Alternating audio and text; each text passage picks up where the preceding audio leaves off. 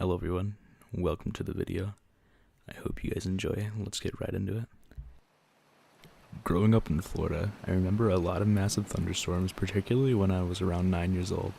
They were the kind that would blot out the sun and smother the sky with black clouds until the day became night. They lasted for hours. In the summer months, you could expect one almost every afternoon. And each time as I listened to deep rumbling overhead, I heard them. I called them thundermen. They spoke in another language, one full of long resonant vowels. The closest I can compare it would be a throat singing. This weird vocal music that people do in Mongolia or someplace like that. The voices had this eerie, sustained pitch that washed over you in slow, rhythmic waves. My skin felt electric when I heard it. I could never understand what the voices said, but I knew that they meant something dark and ominous, something I both desperately wanted to know, but also feared I might someday realize, and that realization would be my own death. I had nightmares where I was lost in a thick swamp and the voices surrounded me.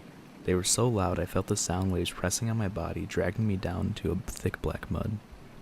At first I thought the voices were just my imagination. I daydreamed a lot back then. I have often spent whole weekends lost in my own world, playing out many movies in my head using action figures. My X-Men and Alien toys had voices so clear and distinct. It was as if I was watching them on a surrounding sound theater, rather than playing with them in my living room. Then one day I told my best friend Nathan about the Thundermen. Nathan lived at the end of the street, and we spent countless hours together playing video games, building Legos, and telling each other scary stories during sleepovers. One weekend we were stuck inside during a tropical storm, the wind knocking down the trees and whipping thick branches across the sky. At that moment, Nathan reached for a box buried deep beneath his bed. Inside was a composition notebook. He opened it, revealing page after page of chicken scratch. The words covered every page, like top to bottom. "I write down what they say," Nathan told me. The notebook was separated into sections, arranged by date of each storm. The sections were full of stream of consciousness sort of prose. Because Nathan's handwriting was so messy, it took me a little while to figure out that each passage was written not in the foreign language I heard in the clouds, but English. I looked up. "You can understand them?" Nathan nodded. It took me a while at first. It was just a word or two, but now I understand whole passages, histories, debates, and prophecies. I have to write them down as soon as I hear them, or else I forget like a dream. "What do they say?" I asked, trying to decipher Nathan's handwriting. There was one page that contained a crude drawing, some sort of a map of our hometown. "Is that a map?" I asked. At that point, Nathan shut the notebook, and the strangest look came over his face, like he was smiling and scrolling at the same time. "I thought you knew."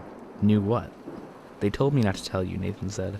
Then, as if speaking to himself, he added, "Clearly not ready."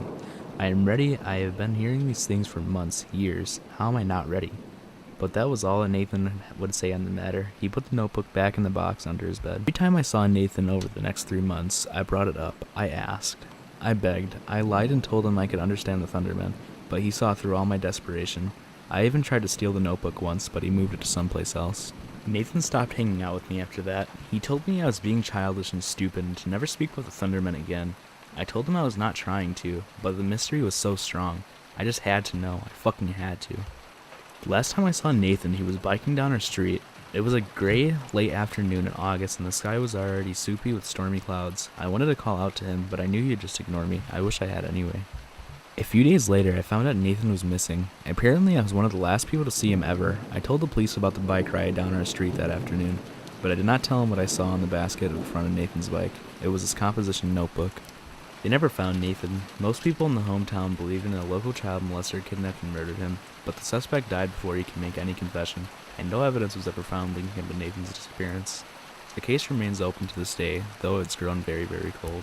It's been decades since then. I slipped into an addiction in my teens, using alcohol to drown out the voices, to numb the pain of my loss. Eventually the Thundermen stopped speaking to me, and therapy helped me get back on my feet, but the memory still remains during each storm.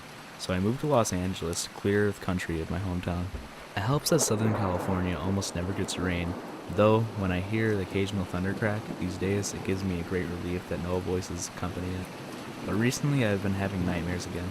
Just like when I was 9 years old, I'm back in the same swamp. Eerie pitch the Thundermen washes over me, enveloping me into its spell. And as I start to sink into the mud, I look down and there's Nathan. He's all grown up, but I know it's him. And he pulls me down back into the dark with him.